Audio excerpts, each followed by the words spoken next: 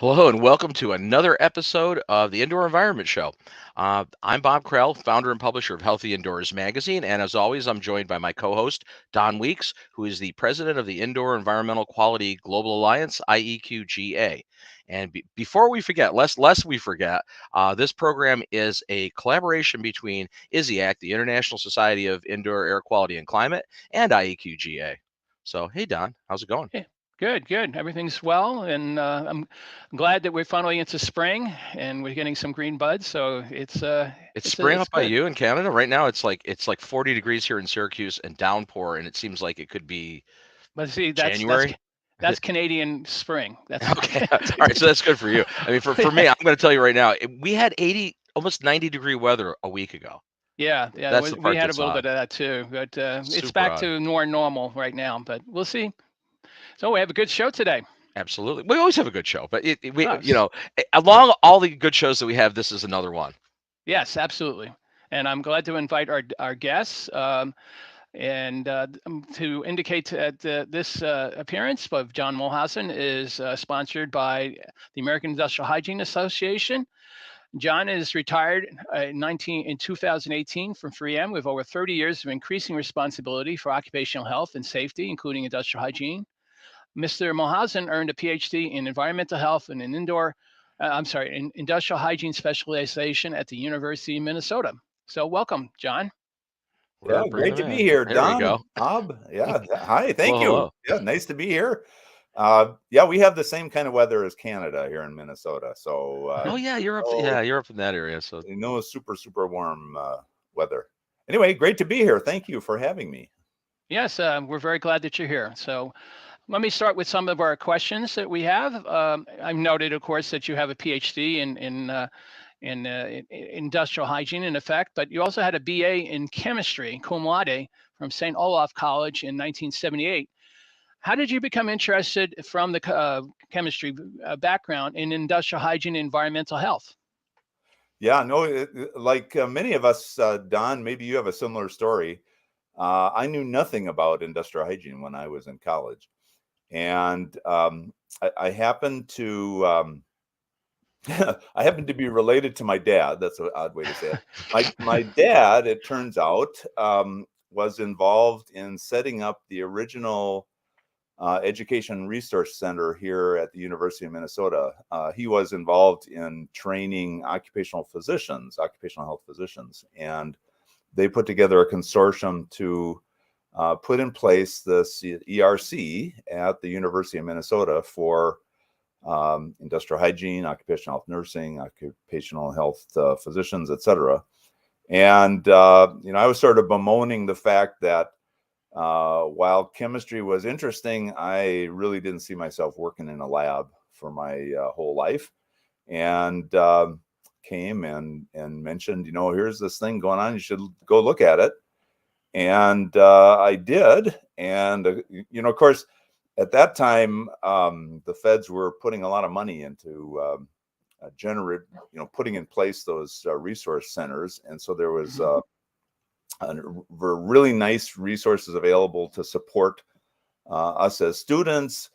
And I don't know, it just resonated with me, the practical aspects of helping people, of kind of really working within industry and understanding how things are made. That's always interested me a little bit. And oh yeah, I get to apply some of that chemistry stuff. So it was dumb luck, honestly. Did you go right from undergrad to grad school? No, I did. I went right from undergrad to grad school, finished my master's, then went to work for the U.S. Army for a couple of years. Great experience. This was in area Edgewood Arsenal, part of Aberdeen Proving Ground in Maryland. So got me out of Minnesota to see a little more of the world. And they were great about taking a wet behind the ears new graduate and just throwing me out there and saying, hey, go figure out this industrial hygiene thing. And so we had a lot of fun working in that organization. As I was doing that, I realized, there's a lot of stuff I don't know, and I would really like to learn it better. So I decided to go back to grad school and applied to a couple places, ended up back at Minnesota, and it all worked out. Yeah, I note that you received your master's degree and a PhD from the University of Minnesota, both degrees with a specialization in industrial hygiene. But what really caught my attention when I read your CV is that your graduate thesis was entitled Aspergillus and Other Human Respiratory Disease Agents in Turkey Confinement Houses. And it took 2 years to complete that research while you were also a teaching assistant at the University of Minnesota. And it was published by the American Industrial Hygiene Association. I assume that's your first research paper that was published in 1987. So you can tell us a little bit about the thesis and its findings?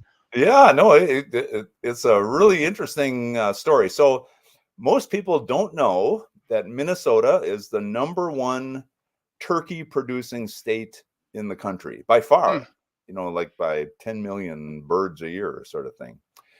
And there's an organization called the Minnesota Turkey Growers, who back in the mid 80s were really concerned. That their primary concern, to be honest, was about their turkeys, that every winter they would have big outbreaks of turkey disease and death in their confinement houses. So basically, turkeys are raised in Minnesota in huge pole barns, and the confinement houses. And so they approached the University of Minnesota agriculture school, who through this ERC that I mentioned earlier, there was a connection between the agriculture school and the School of Public Health. And the connections were made so that the Minnesota turkey growers funded my research project to go to better understand what the environment was in those confinement houses. It was a partnership with the vets over in the agriculture side of the school. And so what we did was make trips out to the confinement houses. We were measuring the stuff in the air. The primary agents turned out to be fungus and ammonia, but we measured all kinds of stuff. And we also harvested turkeys so that the vets could do analyses of the turkey lungs. And in the end, what we learned was, as winter came to Minnesota, just as it does in Syracuse or does in Canada, things get cold. And so guess what? You shut down the buildings, and it costs a ton of money to heat them.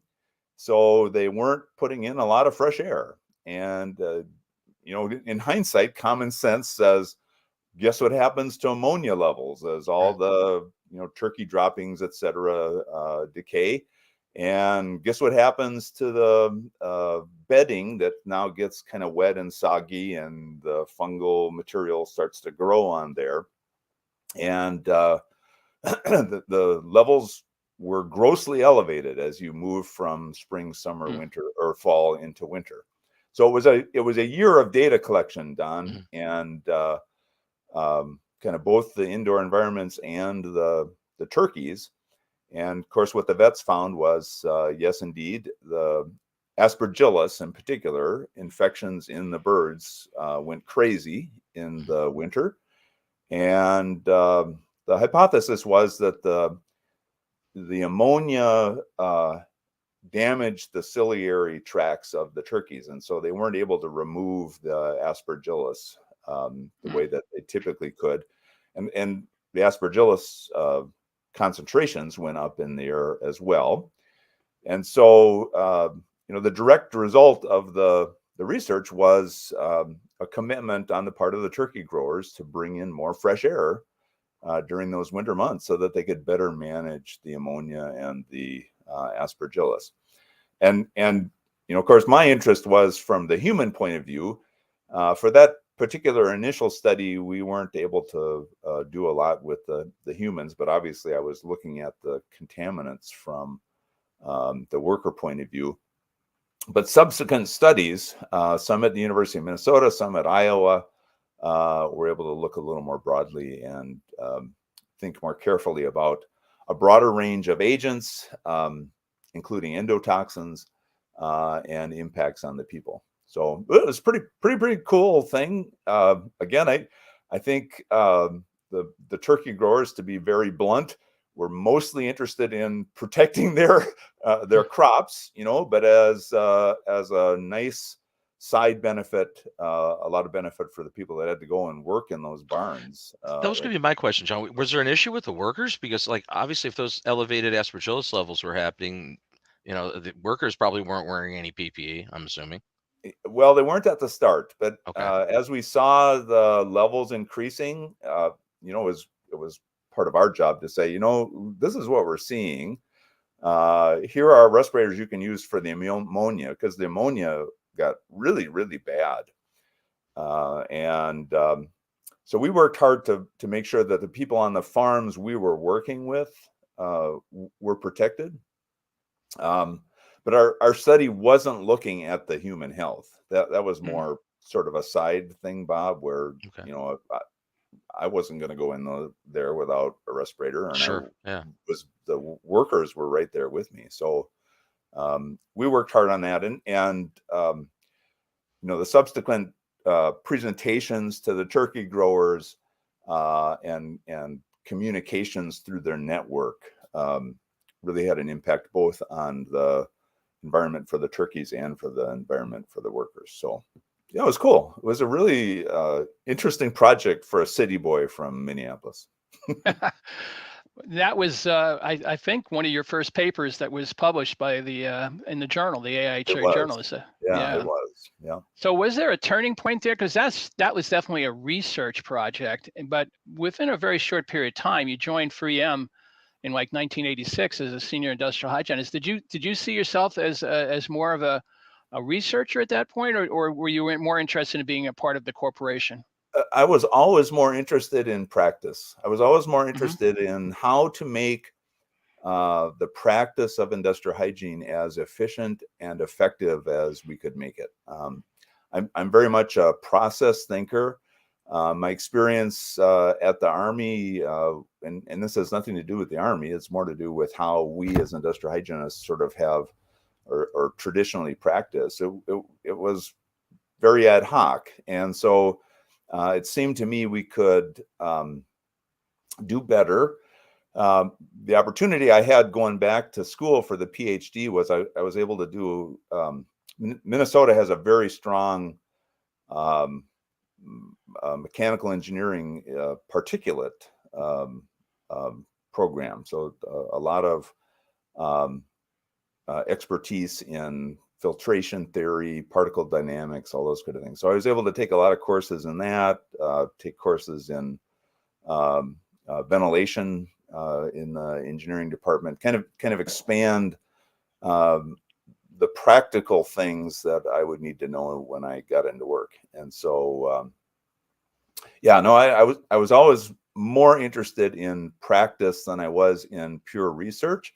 But because of my interest in learning how to do better, even in practice, we were always thinking about, okay, what are our barriers here, and how might we either find the science or support the science to get us over those barriers.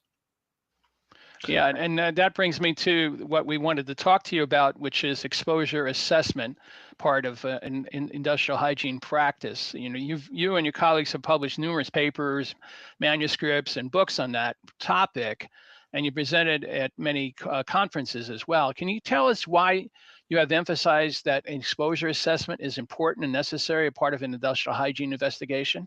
Yeah, sure. Ultimately, everything we do as we think about how an environment might impact people, whether it's in a factory or a house or an apartment building or out in a community. Everything we do when we think about that starts with, what are the potential exposures here? What could they do to people? And is there enough of it there so that we would worry about it doing those things to the people? So exposure assessment is really at the heart of the profession of industrial hygiene, certainly the profession of people who practice indoor air quality kinds of activities. In the end, we depend on our ability to make accurate decisions about the exposures in those work environments so that we can decide whether they're bad or not bad. And if they're bad, recommend controls and get those put in place. And if they're okay, then, state it as such and move on to the next thing that might be bad. So exposure assessment has always been of primary interest to me because it is so core to what we do, and just about everything else that we implement as part of our practice depends on our ability to make accurate exposure decisions. So the better we can do at it, the more efficient we can be about it, the more accurate we can be right at the start, the more quickly we're going to be able to decide whether we need to implement controls or not, the more quickly we can move on to fixing things.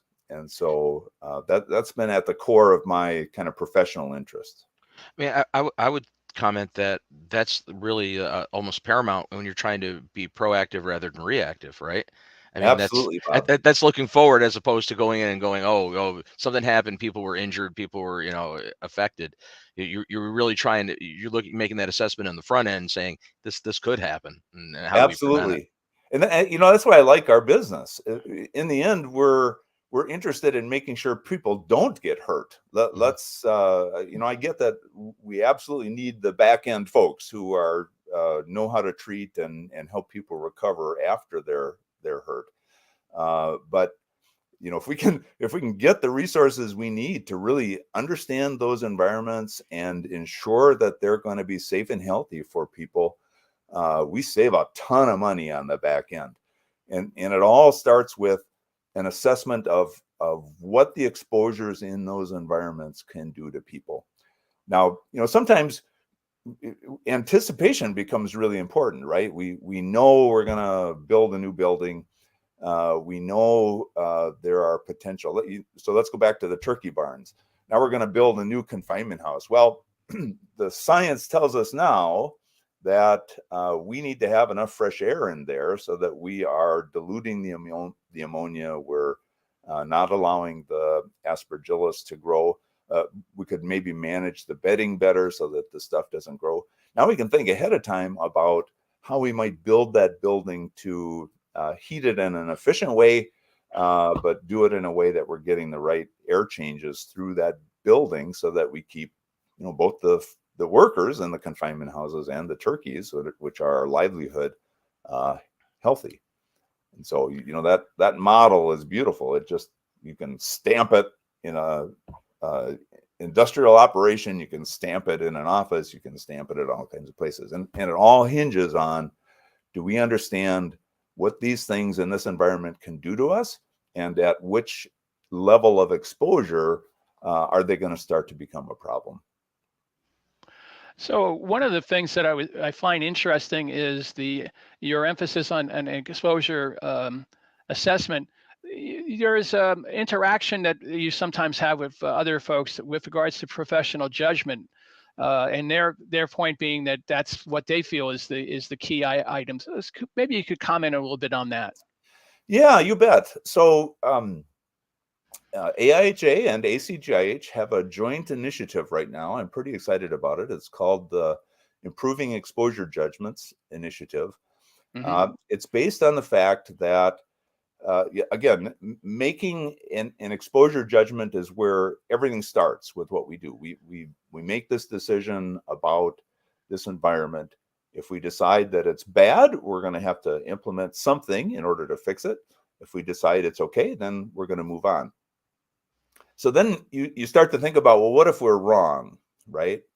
So if we're wrong on the low side, so we underestimate what the exposures actually are, that means we're underestimating the risk to the employees, and we're not implementing controls when we should be. And so we're leaving those employees at risk. The mistake is costly to the health of the employees.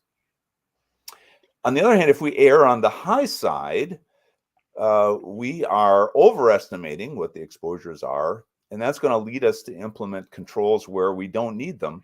And I promise you, nobody out there has too much money to spend on implementing controls. So we're wasting very, very precious resources on things that we don't need to control, because our starting place was incorrect and we headed down the wrong path.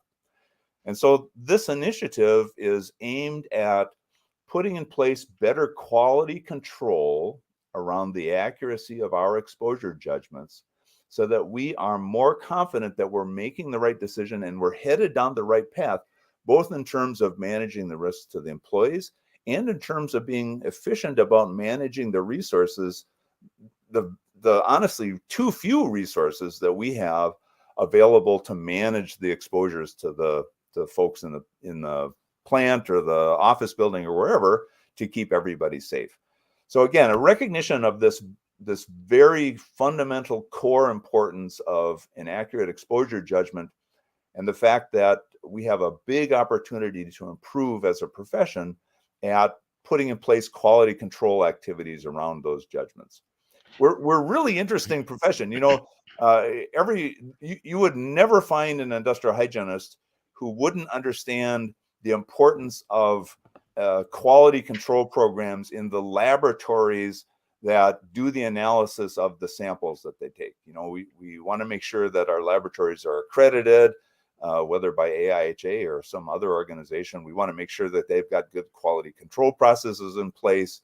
But when it comes to our own decisions about what that data tells us, or our own professional judgments, if you start to scratch at it, we have very few quality control programs in place. So here we are demanding these things from, you know, other highly qualified and highly trained people. You know, the gal running the laboratory is going to have probably an advanced degree in chemistry or biology or whatever area the laboratory is interested in, just like we have an advanced degree often in our business. And we demand from them rigorous quality control processes around the decisions they're making. But when it comes to our decisions, we sort of put up a lot of smoke and mirrors, to be blunt, and we don't have much we can point to say that, you know, John, you went to school a lot, but in the end, how do I know you really can make accurate exposure decisions when you're kind of out in the field looking at that operation and that factory? And I have nothing I can point to, you know. But that's tricky, John, because it is Very somewhat tricky. subjective when you're going out and consulting in the field. Even though, you know, you're relying on your, you know, it's your opinion sometimes, you know. Yeah, I mean, there's data that you're using to support it and drive your hypothesis and prove it true, but it is a little bit subjective. it is. So again, we're back to, what if my opinion's wrong, right? Right. So if my opinion's wrong, I'm going to waste something. I'm either going to waste the health of somebody, or I'm going to waste the resources to fix it. So why not put in place quality control practices that will help me be more sure that, in fact, I'm making the right decisions? And it turns out that this is not an area that's never been studied. I don't know if you guys are aware of Daniel Kahneman's work. Thinking Fast and Slow is kind of a popular press book that he wrote. It talks about how we make decisions. And to simplify it, because that's the only way I can think about it, to simplify it greatly, he talks about two modes of decision making. One is fast thinking and the other is slow thinking. And the huge majority of decisions that we make rely on fast thinking. It's almost unconscious. It is happening all the time. We are often not aware that we're making the decisions. They are really, really important because they help us cope with all of the decisions that we have to make each and every day that we're alive. But it turns out they're not very good at kind of thinking systematically through a particular problem. And so then there's slow thinking, and slow thinking is basically put in place a process, put in place a system that's going to force you to slow down, to think about in a very systematic, carefully documented way, why you're making a particular decision and what that decision is. And that turns out to be a much more accurate way to do business. And so the broad point of this AIHA ACGIH initiative is to move our decisions out of the fast thinking lane, which happens all the time. We walk through a factory and we're going, that's okay, that's okay, that's okay, that's okay, that's okay. Very, very, very quick decisions. It drives us to be much more systematic about those decisions and think in a very systematic way through why it is that we're deciding, whatever our judgment is, whatever our qualitative decision is. And when we make a qualitative decision and have an opportunity to check it, because maybe we've got an opportunity to go and measure it later on, to actually build in place a feedback loop. So the simplest version would be I'm walking into the factory. I know I'm going to measure the solvents associated with this operation. But before I do that, I pull out an envelope and I write down, I think the exposure is X. And I kind of put that in the drawer. Now I go collect my samples. I get the feedback from the highly QC'd laboratory. And now I'm going to look at those results and use statistical tools to make my decision. And then I'm going to pull that envelope out of the drawer. I'm going to look and see, how did I do? Now, we were involved in some research looking at, how do we do? And it turns out we make a lot of mistakes. And so, that's behind my energy and urgency. We had opportunities in this research to engage real industrial hygienists. These were industrial hygienists in their companies, in their operations, looking at their exposures and making incorrect decisions. And we could demonstrate that then as part of the research, and that's what we published. So we know the science tells us that we have a big opportunity to improve. And that's why AIHA and ACGIH have partnered on kind of moving forward with an improvement initiative. I'm assuming part of this is going to include checklists, almost like a pilot goes through a checklists are great. Look away pilots, right? I mean, I think pilots are a great example. I mean, and it's methodic. You hear the pilot and co-pilot, they go down the checklist and they say the most mundane stuff and check every single item, every single time. It's like that's right on, very, Bob. Have you read the Checklist Manifesto? Is a book? Yes, I have. Yeah, so the physicians take that on, and now operating rooms are taking that on, and we should be taking things on like that in our program. Rather than that's okay, we sort of check through. All right, document why we think it's a particular thing. Let's look for determinants of exposure. What might be influencing the exposure levels? How much of the material is being used? What kind of ventilation? How close is the person there? That we think we're doing in our head, but we're doing it so fast that often our judgments are not correct. So let's be more systematic. Let's build in feedback loops that check our decisions whenever we can. Let's be diligent about using statistical tools, because the other thing this research we did showed was that if people don't understand the properties of a log normal distribution, which is how most of our exposures are distributed, if they don't understand that and use the tools, they are misinterpreting and making they're tending to underestimate risk actually when they actually have the monitoring data. So let's use the statistical tools to tell us, to help us make the decision when we have monitoring data, and then let's compare it to what we thought it was before we had the monitoring data in front of us. And over time, we will then get better and better at implementing that slow decision making and making good, accurate judgments.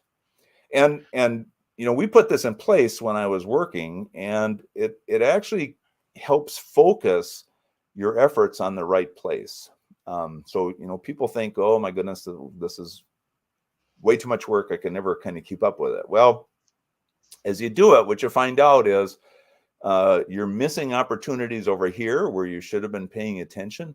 You're maybe paying too much of attention over there where things turned out to be okay. So putting in place these systematic processes in the end make us much more efficient about what we do.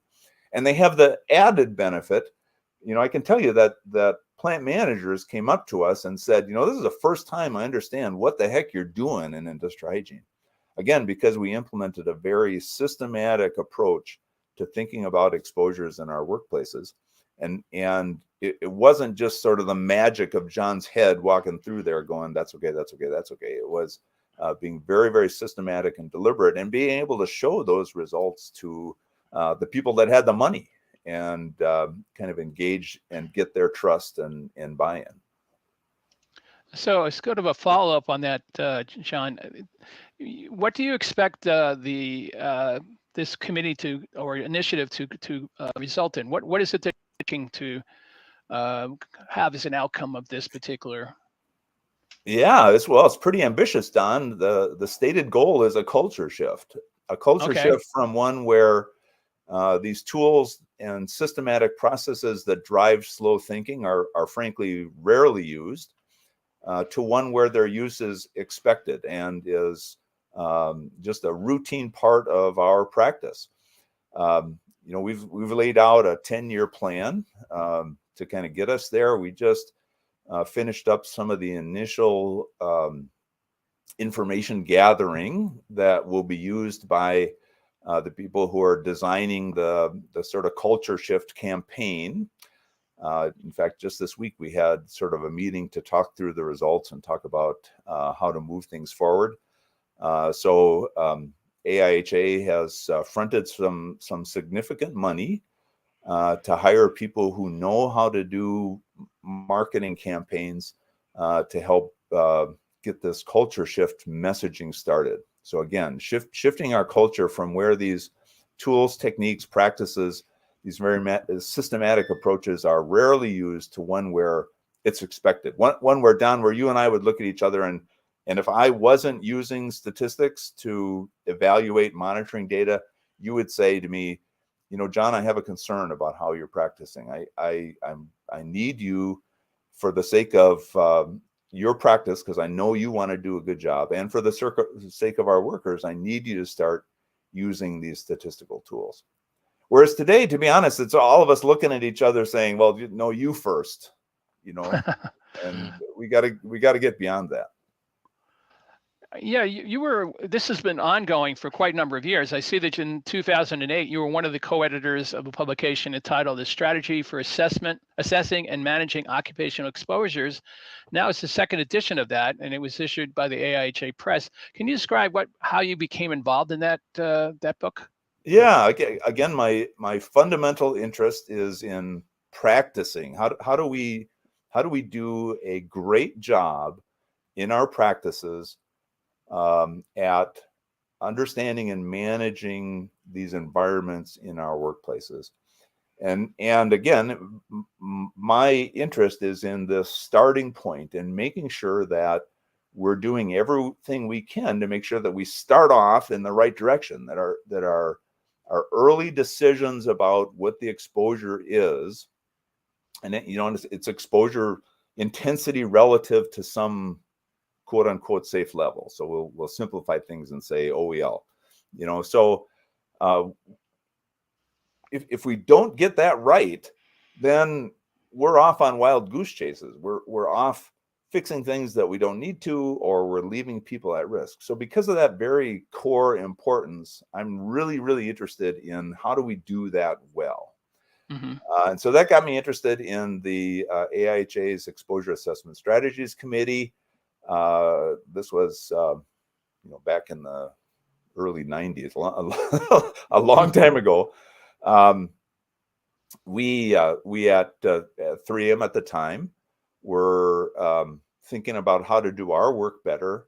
I worked with some really smart, energetic people at 3M. And so we're thinking about, man, how can we do a better job at doing industrial hygiene in this big, complicated environment? You may or may not know, you kind of know Post-it notes from 3M, but, in the end, we produced, tens of thousands of different products all over the world. And so it's a really, really complex mix of manufacturing operations. And so we wanted to figure out how to be much more systematic about doing that. Well, the Exposure Assessment Strategies Committee was just heading out on this journey of updating their manual, strategy for assessing and managing occupational exposures. And because I was so interested in it in my work, regular work life, I volunteered to participate in that effort. And it was really, really fruitful. So at that time, it's not anymore, but at that time, we did it as a consensus document. So everybody on the committee had to buy into the approach. So that led to all kinds of very rich discussions from a whole range of diverse people about how to do this well. And so as I'm kind of getting that, and Joe Damiano was working at Alcoa, he was my partner in crime on that particular project. He's working similar implementations in Alcoa. We're stealing stuff, putting in the book, but also putting it in place in our operations. And it was just a win-win-win situation. Learning from these people who knew how to do this, had all these different experiences, sort of stealing the good stuff, putting it in the book, working to implement it. And since then, of course, it's gone through a couple more editions. Joe and I continue to be the main authors on sort of the core text. And so what we bring in each update is more practical things. Okay, so this particular thing, which we didn't emphasize very much in the second edition, really turns out to help a lot. It helped us a ton in 3M. And so we need to emphasize that more in the third edition or the fourth edition. And right now we're having conversations about our chapters in the fifth edition. And again, we're bringing forward lessons learned and how we might, again, make it as efficient and effective as we can for people, so that all of us have, as good a practice as we can in terms of working to help those workers and communities who are under our care. So go ahead. Sorry. Keep going. Finish your point. I'm sorry. Oh, I was going to say, it was just a great experience and win-win-win. I had a very, very supportive boss, guy by the name of Jim Sugg at 3M. Really, really interested in helping us do a better job at the company. I give him a lot of credit. He was the guy that, he's in charge of industrial hygiene. Basically, he and I went to talk to the C-suite folks about how the job we were doing wasn't so great. So think about that. You've been working at this company for years. Now you're going to go with this young idiot up to all the big shots in the company to say, we haven't been doing such a great job. Here's how we can do better. And, good for him. Good for him. I mean, one of the things that I think is probably the case, I mean, Don and I both have been private practice people. I'm Don, most of your career too. I mean, I have my entire career, and I think this probably be true for people that work in-house in an industrial hygiene capacity. Is that probably the longer you're involved with doing assessments, it's harder not to become jaded. And when you see the low-lying fruit, right, you see a problem, to think, yeah, I'm so smart, I found it right away, and I'm done. Right? I mean, and that's like, and I swear I have to keep reprogramming my brain when I do a walkthrough, because I want to believe that I'm that good. That I only need 10 minutes and I know what's happening in this space. I mean, so I guess the checklist point in that whole mindset is how you go through the whole pre-flight check. That's no matter right, what, Bob. right? Yeah. You're human, man. You're human. Every human does that. Yeah.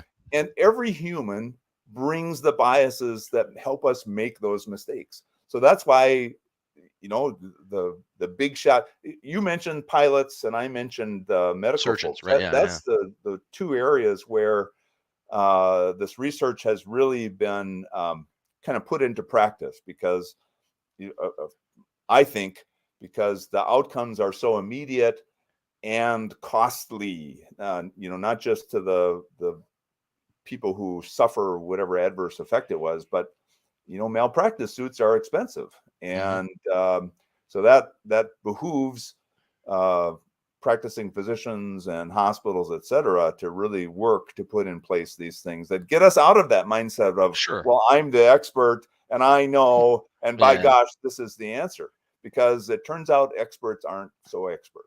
Well, if you bring like 10, if you bring 10 lab sponges into the operating suite, it'd be good if 10 lab sponges come out of the operating suite. It's like, that's right. These little things that you check and count. It's not a bad idea. Really important. Yeah. So as I mentioned, the 2008 edition, and you said there are additional editions, and a fifth one is due, I guess, in the next couple of years. Certainly.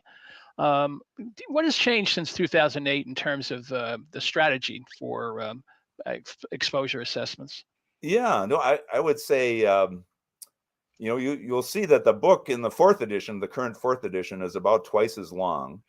The core processes are very similar to what was in the second edition. It was a fairly big shift from the first edition to the second edition. The processes are fairly similar in the fourth edition. What has changed is shifting emphasis. So if you look back at the second edition, you'll see a lot of discussion about what we called long-term average exposures. And the thinking was, well, if you had an agent with an occupational exposure limit that was defined over, a year's worth of exposure, whereas, the vast majority then were 8-hour kinds of exposures, then, this would be the approach. Well, today, I know of no long-term exposure average occupational exposure limits. So we've de-emphasized those approaches because, people, frankly, were making mistakes. They were deciding, here's an OEL for a carcinogen. I'm going to interpret it as something that I think of as a long-term average over the course of the year. And so I'm going to have some days really, really high and some days really, really low. And as long as it all averages out, I'm okay. That's an incorrect interpretation of our current occupational exposure limits. So that was de-emphasized. An extremely helpful tool that we implemented when I was working was an assessment not just of the exposure level, but of the certainty in that exposure level. And the reason it's useful is that as you are headed down the path of follow-up, you're going to do different things if you're highly certain that your exposure is bad than you are if you're highly uncertain that your exposure is bad. And again, if you're trying to drive systematic processes and systematic approaches, you need to be able to make those distinctions. And so we've put a little more emphasis on making not just an exposure decision, but a certainty decision to help drive prioritization and follow-up. I would say those are the kind of the two big changes that come to mind, Don. Mm-hmm. So basically, I wanted to follow up on another initiative that you and I were involved with, also a joint AIHA and ACJH advisory group about defining the science. And it was an interesting process for me. I wonder what you think has been the success of that particular advisory group, and what were some of the outcomes? Yeah, no, it's been a lot of fun, Don. So again, a part of what I think is really fun is that AIHA and ACJH came together to work on that initiative, which is ongoing. It was really recognition that between the two associations, we are by far the biggest, by number of members, the biggest organization in terms of numbers of practitioners. And so if we can if we can leverage the voices of those practitioners in order to bubble up the frustrations that those of us who are out in the trenches are experiencing, so that we can determine whether those frustrations are due to the fact that our science is limited and we need to put in place research projects in order to address that science, or whether those frustrations are driven by the fact that I'm not able to implement current science, or I don't know about current science.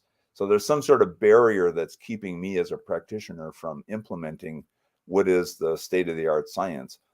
Well, let's bubble that up as well so that the associations can work on projects in order to address those barriers. Might be education campaigns, might be tools, whatever those whatever might be an effective way to lower the activation energy, to put my chemistry hat back on, lower the activation energy around implementation of the science, so that it's easier for practitioners to actually grab and go with the science that we need in order to protect workers and protect communities.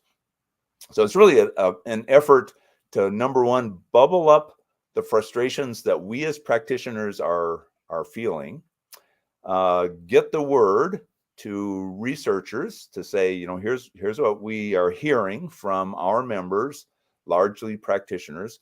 So get the word to researchers, get the word to funding organizations, so that we might accelerate the advancement of our science in the areas that are important to the people who are on the shop floor actually implementing the programs. So what is the follow-up on that? What's next in terms of that particular advisory group? Yeah, so the advisory group just came out with the research agenda, the first edition of the research agenda.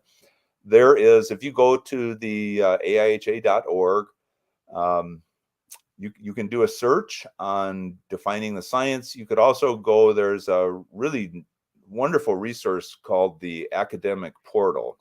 So if you go to the AIHA.org, you look on the upper right menu, you'll see practitioners.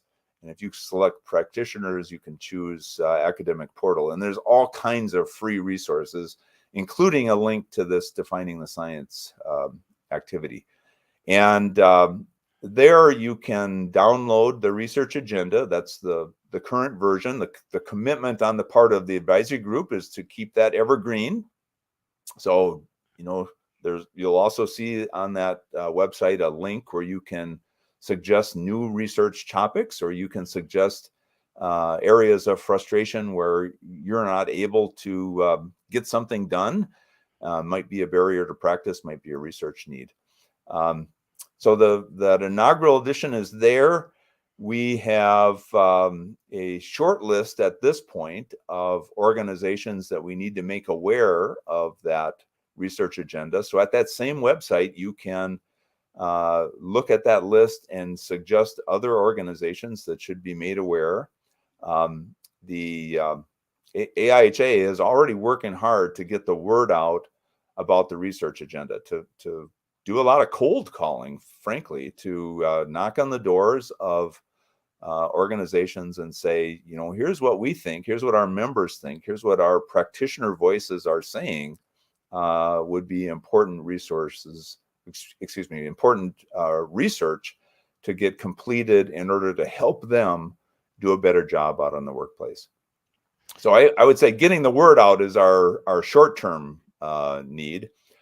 Sort of looking more middle and longer term, I think there are real opportunities to better connect researchers to practitioners, because you know, the research that we published was very much a partnership with the University of Minnesota. We still, 3M has a really, really strong relationship with the University of Minnesota, and so that research was driven by the U of M. The grad students at the U of M were involved in doing it. We got a lot of companies involved that then worked through the U. Well, researchers need places where they can understand practical problems, and they can do research that will address those practical problems. And so if they don't have access to workplaces, they're forced to do it in some artificial area, vitro. and they might not understand at all what the true problems are. And so I think, Don, we have an opportunity to try to strengthen our ability to make the connections between researchers and practitioners to help those researchers understand what it truly is that we need, and to help the practitioners. Communication is always two-way, right? So that the practitioners can understand, okay, the researcher point of view, because often that's difficult. If you haven't experienced the research world, it's difficult to kind of understand what their particular issues are. That's always been a problem, though, hasn't it, John? I mean, in the industry, because I've heard this. I mean, and I'm not trying to put you on the spot here, but I've heard this so many times in my 30-some years in this industry. We have to research to practice and blah blah blah. Ad nauseum, right? Yeah. And but does it ever really happen? Like and as you just mentioned, and I totally concur with you, it has to be bi-directional. I mean, it's Right. not a one-way thing, but we don't even do a good job of one-way dissemination of research information to the field practitioners. Yeah, no, We're not great at it. We're not great at distilling these white papers into something that's actionable in the field. Great segue, because I think that's the fourth piece. So the fourth piece is get the research into the hands of the practitioners. And I love your tagline. You guys have the tagline Global Research to Practice. So our tagline for this project is practice to research to practice. Let's bubble up the practitioner voice. Let's get the researchers engaged. Let's get the researchers and practitioners partnering on research that is going to be the most practical, so that that research is now accessible to those of us down in the trenches who are doing the day-to-day work, and it's not lost in a journal somewhere. We're terrible at keeping up with the white papers and the journals in the first place, because you're in the field. I mean, the problem is you're not in academia to sit there and read papers all day long. You're not getting paid to do that. Right, you're running. You're absolutely running. The fire hose is drowning you. So our associations, AIHA and ACGIH, can play a huge role in making targeting the fire hose and narrowing the stream and narrowing the pressure in a way that practitioners can engage in. So there's another initiative that we have. It's called Standards of Care. So if you think about a practitioner out in the field, industrial hygiene is wonderful. One of the things I love about it is how broad it is. It's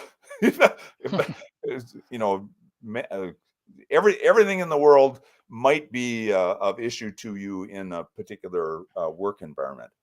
And so it becomes really, really hard for a practitioner to understand all of this stuff, all of this science, all of this guidance, all of this information about how to do their job as efficiently and effectively as they can. So the idea of the Standards of Care initiative is to leverage the expertise that's in the technical committees to sort of, in their area of expertise, take all of this stuff and think about, what, in their opinion, what are the core nuggets, the critical risk practices that need to be in place for somebody to be efficient and effective in protecting workers. And so let's get that in a concise document with references, so that we as practitioners can look at, instead of this overwhelming fire hose of piles of books and journals and white papers and stuff, instead look at this more summary, concise document that experts have decided are kind of the key things that we need to be thinking about. Again, with the references, so I can go and dig in and really understand the subject matter if I need to, so that I can start ticking through, I got that in place. Oops, nope, I don't have that. That's something that I ought to put on my continuous improvement plan. No, I got that in place. Oh, nope, don't have that. And it becomes a resource. It becomes a quick start guide for a new practitioner, so that, here's the library, go learn all that. No, here, start with this thing and start thinking about what you need to have in place as core processes, core practices for doing effective exposure assessment or for doing effective hearing conservation programs. And so it becomes a quick start guide for new practitioners. And for those of us who've been around a long time, it becomes a tick list that we can go through and think about continuous improvement. We can think about, I got that. Oh man, I really don't do that very well, or I never even thought of that. And so I'm going to put that on my plan so that in the next year or two, I'll start to implement those particular practices. Everybody in our business can improve. So we don't expect that anybody's going to meet all of these things when the standards of care is finally finished. But it absolutely will be a core instrument for continuously improving our practices to make them better and better and better. Yeah. We had a comment that came up over on the global community platform that I just wanted to bring up and get your read back on it. But it sounds like you're discussing bringing industrial and systems engineering to indoor environments. Darn right. Darn right. Absolutely. So we have to be very process and systematic about about what we do. Otherwise, it's not sustainable, right? We have to be more transparent. We have to be more systematic. Again, a delightful, unexpected outcome of what we implemented was that the plant managers finally understood what the heck we were doing. And so, because they understand processes, they understand systematized approaches. In 3M, they called it Six Sigma, and the core process understanding, core process improvement, laying out those process diagrams. Well, if it's in John's head, that's okay. Oh, that's a problem. They have no ability to understand and follow that process, to understand what their role is in that process. So when you become more systematic about it, when you grab these tools that industrial engineers have been using for years, now you can plug into all their quality control processes, right? Mr. Deming set the stage for us to plug right in, and now we become part of their rhythm of operation because we have a systematic approach that they can understand, that they can integrate, and they can put in place along with all of their other processes that they run in their particular factory. Well, we're right at the end of our hour here. We have going fast. Yeah, one last question from me. It basically just, you've spent 32 years at 3M Company and ended up as director of corporate safety and industrial hygiene. What would you say would be the highlight of your career at 3M? What are you most proud about accomplishing? Yeah, the people I worked with, we again, really, really smart folks, very, very energetic. By the time I left, we had in place systematic global processes that were integrated into the manufacturing systems to drive health and safety in the company. And that's what I'm proud of. We moved it from a champion driven in the individual practitioner's head into a very transparent, systematic process that our partners in engineering and our partners in manufacturing could engage in and understand and partner with us. And it just became part of the operating rhythm of the manufacturing operations to look at, our scorecards in addition to their scorecards. That was cool. Well, yeah, I imagine would be quite a change from what you probably first encountered when you were there 32 years before that. So it's quite an epic journey, I guess, over that time. So thank you very much, Sean, for answering some of our questions, and I appreciate you being here. And back to you, Bob. Yeah. So, it's we're done again. It's like this one went surprisingly fast. Sometimes they go a lot faster, but I don't know. We really need to have John on again on another show because John talks a lot. Well, but I like what John's saying. It's like it's good stuff. Anyway, we will be back in about a month. I mean, our cycle's about a 4-week cycle with this program. But again, Indoor Environments is a joint effort production from the International Society of Indoor Air Quality and Climate, ISIAC, and the Indoor Environmental Quality Global Alliance, IQGA, and partnered with Healthy Indoors Media for us to produce this program for those guys. So this is, real exciting. And again, we continue every episode to bring some cutting edge information that I think is very useful. So for my co-host, Don, and for John, our guest, thank you very much. We will see you again several weeks. Thanks again, everybody.